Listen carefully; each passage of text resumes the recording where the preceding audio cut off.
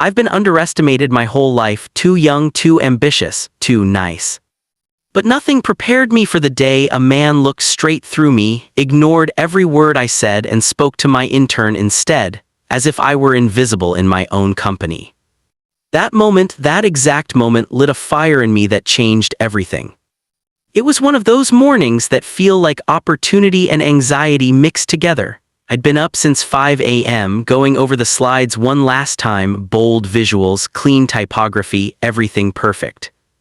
Our agency, Denhart Creative, was small but growing fast. We'd just been shortlisted for a contract with Langford Dynamics, a multi-million-dollar manufacturing group known for their ruthlessness in business and their obsession with presentation. This deal could double our revenue overnight. Zoe, my intern, was already in the office when I got there. She was 22, sharp as a blade, and one of those people who could think in visuals. She looked up from her screen and smiled nervously. "Zoe, you ready for the big one?" "Me, as ready as I'll ever be. You've got the deck backed up." "Zoe, 3 copies, one on the cloud, one on your laptop, one on mine." She smiled like she was trying to convince herself this was just another client pitch, but we both knew better. This one mattered. Langford Dynamics headquarters was everything my company wasn't: cold, grand, impersonal, a marble lobby, echoing footsteps, walls covered in awards and photographs of stern-looking men shaking hands. When we entered the conference room, there were 4 people already seated: 2 assistants, a silent accountant, and him, Mr. Alan Langford, CEO. He was the kind of man who dressed like he owned everything in sight: a navy suit, gold cufflinks, that permanent squint of mild disappointment. I extended my hand. "Me, Mr. Langford, I'm Desmond, founder and creative director of Denhart Creative. This is my..." Langford interrupting. "Yes, yes, and you are..." looking directly at Zoe. For a second I thought maybe he hadn't heard me, but then Zoe's face flushed red. "Zoe, oh, I'm Zoe, I'm just..." Langford smiling faintly. "The smart one, I hope. Nice to meet you, Zoe. Could you bring me a coffee before we begin?" My heart sank. Zoe froze, glancing at me, unsure what to do. I could see in her eyes she felt humiliated. Me calmly, "Actually, Zoe's our design strategist. She's here to present part of our concept." He looked at me for the first time, one eyebrow raised, the look people give when they're deciding whether to laugh. Langford, "Ah, I see. Well, that's progressive." He chuckled under his breath, leaned back, and gestured for us to sit. I began walking him through the slides: the rebrand concept, the visual identity, the modern tone that could breathe life back into his fatting company image. He barely looked up from his phone. When he did, it wasn't to address me, it was to question Zoe. Langford, "So Zoe, tell me who actually came up with these designs?" Zoe hesitant. Desmond did. I helped refine." Langford cutting her off. Right, you've got an eye. Remind me, how long have you been in the industry?" Zoe's hand tightened around her notebook. "Zoe, I'm still an intern, sir." He smiled, that condescending, thin smile people wear when they think they're being charming. Langford, "Well, maybe you should be the one running the show." The assistants laughed. I didn't. I just watched him silently, patiently, and felt that slow, sharp burn inside. I'd dealt with arrogant clients before, but this was different. This was personal. Halfway through the meeting, Langford finally looked at me again. "Langford, you know, Desmond, I admire your enthusiasm, but rebranding at this level takes real experience. Corporate reputation, board approval, market confidence, it's not something you learn running." "What did you call it?" "Denhart." He said it like he was mispronouncing something forgettable. Langford smirking. "We'll probably go with someone bigger, maybe Fusion or Apex. They've handled clients our size." I nodded slowly. "Me, of course, I appreciate your honesty." He didn't notice the quiet fury behind my smile. Langford, "But tell you what, I like the girl. Zoe, right? Send me her resume. Maybe we can find her something at our company. That's where the real growth happens." Zoe's eyes widened in disbelief, mine narrowed. "Me, I'll pass along the message." That was the end of the meeting. We packed our things, walked back through that echoing lobby, and stepped out into the cold sunlight of the parking lot. Zoe finally spoke. "Zoe, Desmond, I'm so sorry, I didn't know what to say." Me smiling faintly. You did fine, Zoe. He just showed us exactly who he is. Zoe, are we still pitching other clients like him? Me, no. Pause. Me, from now on, people like him will come looking for us. And I meant it. Because that humiliation, that was fuel. That night, I sat alone in the office, lights dim, city humming outside the window. I replayed the day over and over, his smirk, the laughter, the way he talked through me instead of to me. But in the quiet, something shifted. I wasn't angry anymore, I was focused. I pulled up my notebook, the one where I kept long-term goals and secret ideas, and wrote one line across the top of a blank page. Own the room they once kicked you out of. That became my mission. I didn't know then how literal that would become. In the following months, things changed fast. Zoe became full-time, and not just that, she became my right hand. She had instincts I could trust. Clients loved her. And as fate would have it, one of those clients, a mid-tier electronics company, introduced me to someone unexpected, a quiet investor named Eli Rosen who specialized in turnarounds. Eli saw something in my agency most people didn't, he said. Desmond, you've got the heart of a creative, but you think like an engineer. That's rare. You ever thought about acquisitions? Acquisitions, the word hit like a spark. We started working together quietly, growing, expanding, learning the ropes of corporate investment. And every time I closed a deal, every time someone underestimated me, I thought of Langford's smirk. Then one morning, 6 months later, Zoe walked into my office holding a folder. Zoe, you're not gonna believe this. Me, try me. Zoe, Langford Dynamics, they're on the verge of bankruptcy. Apparently their merger failed. Investors are backing out. I froze, all that arrogance, all that confidence, and now they were drowning. Me quietly, Zoe, get me everything you can on their financials. Zoe, wait, are we? Me, we're not pitching them this time. Smile. Me, we're buying them. You can tell a company is dying long before the numbers show it. You can hear it in the quiet of their halls. You can see it in how people move, the heaviness, the tension. The way conversations cut short when someone senior walks by. Langford Dynamics had that energy all over. 6 months after that humiliating meeting, their empire was unraveling. Failed merger, lawsuits, bad press. Their clients were fleeing faster than they could plug the holes. And that's when opportunity knocked.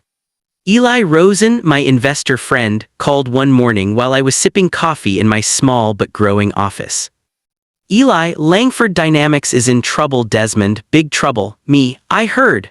Eli, they're looking for a creative and restructuring partner, someone to make them look stable before they go under. Think you can stomach working with them again? Me smiling, let's just say I've been waiting for that call. Walking back into Langford Dynamics felt surreal. The marble lobby looked smaller somehow. The receptionist, a new one, offered a weak smile. And then there he was, Alan Langford, still in his expensive suit, but the confidence was gone. His shoulders slouched. His tie was slightly off-center. His face, once smug and untouchable, now looked tired. Langford forcing a smile. Desmond, it's been a while. Me shaking his hand. It has. I hear you're in a bit of a transition. Langford chuckling awkwardly. That's one word for it. I'll be honest, we need help fast, and I'm told you're the man for the job. He didn't even remember mocking me that day, or maybe he did and hoped I'd forgot. Either way, I wasn't there for revenge. Not yet. I was there to build the path to it. Over the next few weeks, my team, with Zoe leading operations, worked around the clock. We redesigned Langford's entire brand identity, reshaped their marketing, and restructured their internal systems. Our plan wasn't just cosmetic, it was foundational. Zoe handled the tough meetings. She was calm, confident, and every bit the powerhouse Langford once dismissed as a coffee girl. One afternoon, during a strategy session, Langford made a passing comment. Langford, you know, Desmond, I have to admit, your intern turned out quite sharp. Me, without looking up, she's not my intern anymore, she's my operations director. That shut him up. But still, the arrogance seeped through. He thought hearing me was a lifeline when in truth, he just handed me the keys to his kingdom. 2 months in, our efforts paid off, revenue stabilized, clients started returning, and their image slowly recovered. Langford started calling me partner in meetings, a word that used to make me smile. Now it only reminded me of how transactional his loyalty was. But here's what he didn't know. Illy and I had been quietly acquiring shares of Langford Dynamics through a network of shell companies and minor investors. It wasn't illegal, just invisible. The plan was simple. 1. Build his company back up. 2. Wait for his value to rise.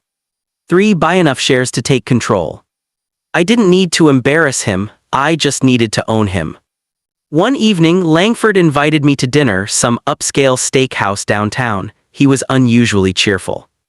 Langford, you've done wonders for us, Desmond. I'll admit I misjudged you. Happens to the best of us. Me, it happens, sure. Langford, you've got a good head on your shoulders. Tell me, ever thought of selling Denhart and joining us full-time? I nearly laughed.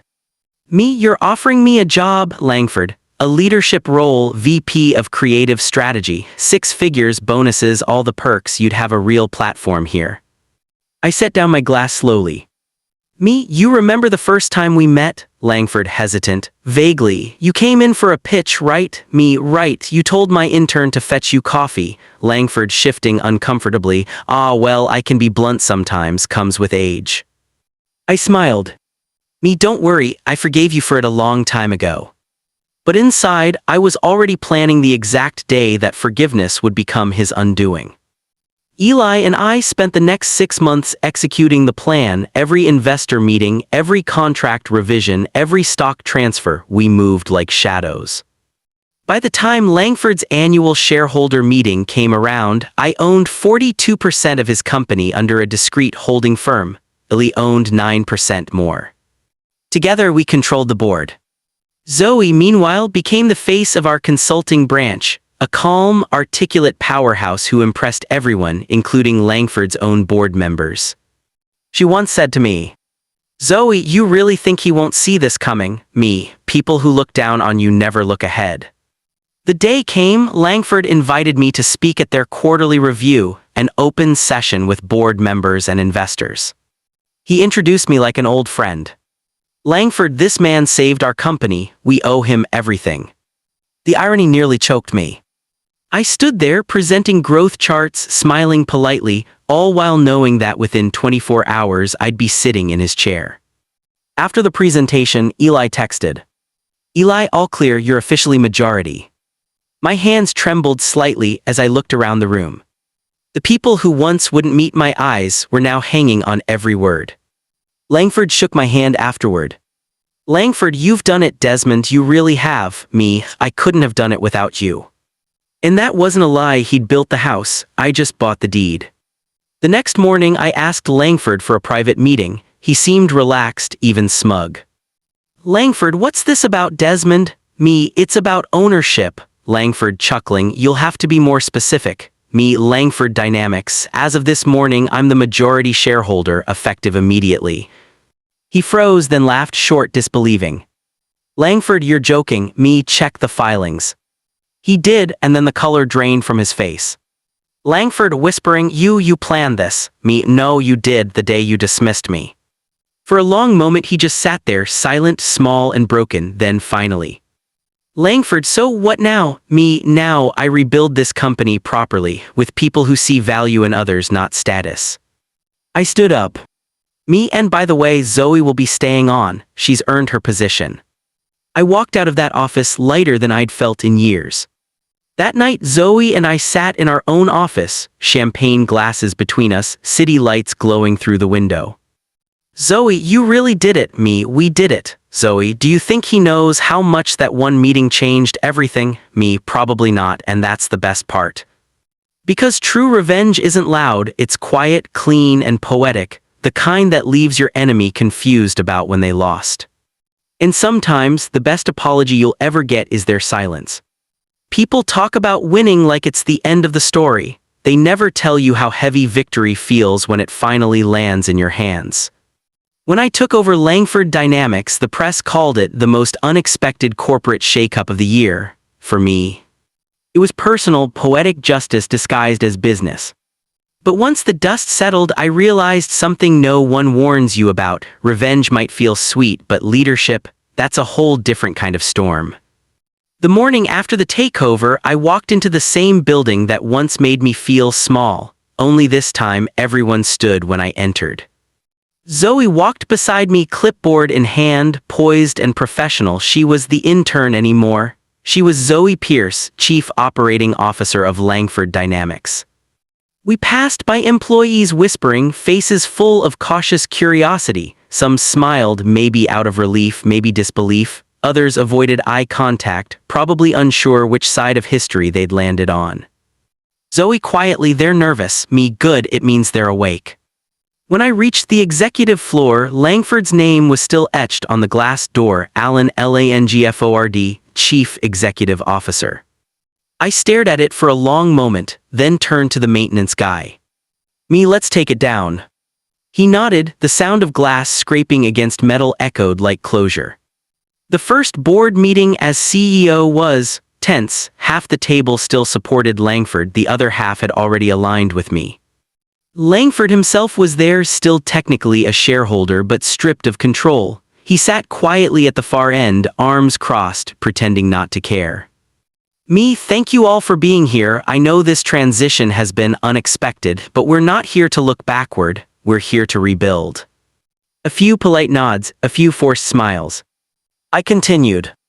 "Me, our new direction will focus on innovation, transparency, and people-first culture. No more ego-driven leadership, no more closed doors." One of the older board members, Mr. Whitman, cleared his throat. "Whitman, and what makes you think you're equipped to run a company this size, son? You've never managed a corporation before." Before I could respond, Zoe spoke up. "Zoe, he's been managing one all along. You just didn't notice because you were too busy looking past him." The room went silent, Langford's jaw tightened. Me, smiling slightly, "That'll be all, Mr. Whitman, let's move forward."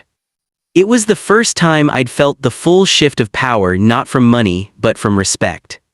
The following months were chaos in motion. We restructured departments, replaced toxic managers, and created mentorship programs for younger staff.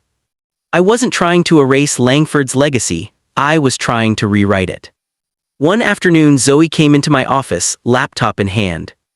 "Zoe, you might want to see this." Me, "What is it?" "Zoe, Langford's been reaching out to a few of our clients privately, trying to poach them for some new firm he's starting." I leaned back in my chair. Me, "He doesn't learn, does he?" Part of me wanted to shut him down legally, but another part, the wiser one, knew better. Me, "Let him run. Sometimes the best punishment is letting someone realize how small the world feels when they burn every bridge. Success changes people, not just those around you, but you too." Late one night, I caught myself standing in front of the glass office wall, staring at my own reflection. The city lights flickered behind me, and for a brief second I saw a younger version of myself, nervous, hungry, desperate to prove something. I asked myself quietly, have I become what I hated? Because power, if you're not careful, starts to whisper the same lies that once hurt you. I made a promise that night to never let arrogance replace gratitude, to never make anyone in my company feel small. And I meant it. A few weeks later, my assistant walked in and said, "Assistant, there's someone here to see you, says it's personal." It was Alan Langford. He looked older, thinner, his once perfectly combed hair was gray at the edges. "Langford, Desmond, I didn't come to fight." Me, "Then why are you here, Langford?" "To understand." He looked around the office, his old office now full of life, movement, and open collaboration. "Langford, you did what I couldn't, you brought them back." Me, "No, I just listened to them." Langford, "You hate me, don't you?" Me, "No, I just remember what you taught me by example." He nodded slowly. "Langford, you're a better man than I was." Then he left, no drama, no apology, just the faint sound of footsteps fading down the hallway. It was strange, I expected satisfaction, instead I felt peace. Langford Dynamics became something new, Denhart Global. We merged my agency and his company into one powerhouse brand.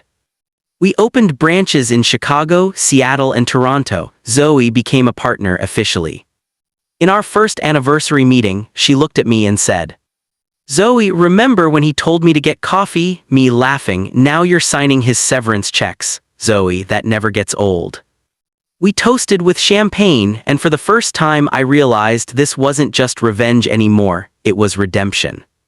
A year later, I received an envelope with no return address. Inside was a simple handwritten note. Desmond, I've sold my remaining shares. The company's yours. I'm retiring for good. You may not believe this, but losing to you was the best thing that ever happened to me. Don't waste what you've built. Alan Langford. I read it twice, then I folded it carefully and placed it in my drawer. Because that letter meant something I never expected, the man who once mocked me finally respected me. People think revenge is about making someone else suffer. It's not. It's about closure, about reclaiming your place in a world that once tried to shrink you. Langford taught me that success isn't about power, it's about impact, and sometimes the people who hurt you are the very reason you learn to stand taller. So no, I don't hate him. In a strange way, I thank him. Because the day he ignored me was the day I learned how to own the room. They say the first year defines a company's destiny. For me, that first year after taking over Langford Dynamics, now Denhart Global, felt like standing on top of a mountain I once wasn't even allowed to climb. We doubled our client base, employee satisfaction was higher than ever, and yet behind the numbers I felt something heavier, not guilt, but gravity. Every decision I made now affected hundreds of people, their families, their futures.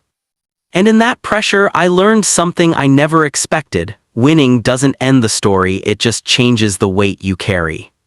One cold February morning, I walked into the same cafe where 2 years earlier Langford had ignored me and spoken to my intern. It was a quiet place now, same corner table, same smell of roasted coffee beans. The memory hit me so vividly I could almost hear his voice again. Let the intern handle this, son. That sentence used to sting, now it felt like a spark, the start of everything that followed. I ordered my usual black coffee, sat down and smiled to myself. Because sitting there, in the same spot, I realized sometimes the universe doesn't humiliate you to break you, it does it to build you. My phone buzzed, it was Zoe. Zoe, Desmond, we have a situation. Me, talk to me, Zoe, Langford's new company, you're not going to believe this, he's bidding against us for the Skyline contract. Skyline was the biggest real estate tech client in the region, a multi-million-dollar deal that could define the next decade for Denhart Global. Me, he's still fighting, huh, Zoe? Yeah, but something's off. His bid looks desperate, like he's not doing it for profit. Me, then what? Zoe, pride, he's trying to prove he can still win. I closed my laptop and headed back to the office. If Langford wanted one last battle, I'd give him the courtesy of a worthy opponent. A week later, Skyline's board invited both companies to pitch in person. Langford and I hadn't seen each other since his letter. When he walked into the conference room, I barely recognized him. The once flawless suit was replaced by something simpler, quieter. His eyes, those sharp, calculating eyes, now carried a weight I couldn't quite name. He glanced at me and nodded politely. Langford, Desmond, me, Alan. Then he smiled faintly. Langford, let's give them a show. We did. He went first. His presentation was old school, big talk, flashy promises, endless buzzwords. Mine was the opposite, clean, focused, built around people and culture. I talked about innovation driven by empathy, design shaped by understanding. Zoe handled the live demo like a natural. When it was over, the room was silent. Then the chairman said, "Gentlemen, we'll reach out once we've made our decision." Langford walked up to me afterward. Langford, you've changed. Me, so have you, Langford, I hope that's true. And then he left. 2 days later, an email arrived. Subject, Skyline decision. After careful consideration, we've chosen to partner with Denhart Global. We won, but there was no rush of victory this time, just a strange stillness. I forwarded the email to Zoe with a short line. We did it, but I think the real story, not over. She replied, he'll reach out, I can feel it. 3 days later, I got a call. Receptionist, Mr. Langford is here to see you. He came alone, no lawyers, no entourage, just him and a brown envelope in his hand. He sat across from me, quiet for a long time, then he said softly, Langford, you beat me fair and square. Me, it wasn't a fight, Langford, maybe not for you. He handed me the envelope. Inside was a document, a transfer of ownership for his new company signed over to me. Me, Alan, what is this? Langford, you were right. The world doesn't need another version of me, it needs more of you, someone who listens. He stood up, walked to the window, and looked out over the city. Langford, you know, Desmond, when I ignored you that day, I thought I was teaching you a lesson about hierarchy, but it turns out you were the one teaching me. He turned back and smiled, tired but peaceful. Langford, you win, kid, don't let it change you. Then he left. That was the last time I ever saw him. A few months later, I got a call from a number I didn't recognize. Voice, hi, is this Desmond? This is Claire Langford, my father passed away last week. For a moment I couldn't speak. Claire, he mentioned you, said you were the best man he ever underestimated. She told me he'd been quietly funding a scholarship program, one named after Zoe Pierce, a program for underrepresented design students who needed a second chance. I hung up the phone and just sat there in silence. Because that's when I finally understood this story wasn't about revenge anymore, it was about legacy. That night I found another envelope in my office drawer. It was from him, dated months earlier. Desmond, I hope by the time you read this you've forgiven me not because I deserve it but because you've outgrown the need to prove me wrong. Every time you speak, every idea you bring to life, you remind me of the leader I never had the courage to be. If arrogance built my empire, humility built yours. Keep listening. Alan Langford. I read it twice, then I smiled, not out of triumph but gratitude. Because sometimes the people who break you are also the ones who shape you. A few weeks later, Zoe and I attended a leadership conference. I was invited to speak about modern leadership and second chances. As I stepped onto the stage, the crowd applauded. I took a deep breath and said, 2 years ago, I was ignored in a meeting because someone thought my title didn't matter. Today, I lead 2 companies and employ hundreds of people. But I'm not here because I fought back, I'm here because I learned. I looked at the audience, young founders, interns, dreamers. If someone ever looks past you, let them. Don't waste energy proving them wrong, prove yourself right. The room fell silent, then applause filled the air, not loud and chaotic but warm and genuine. And for the first time since this story began, I felt something purer than revenge, peace. Revenge is loud but growth is quiet. Langford once ignored me because he thought power came from titles. Now his name lives on not through arrogance but through the lessons he left behind. As for me, I still work from that same desk, the one where I used to dream of being taken seriously. Only now, when clients walk in, I make sure everyone in the room, from the intern to the janitor, knows their voice matters. Because power, I've learned, isn't about who speaks the loudest, it's about who listens best. And if I could tell Alan Langford one last thing, it would be this. Thank you for ignoring me, because that silence made me who I am today.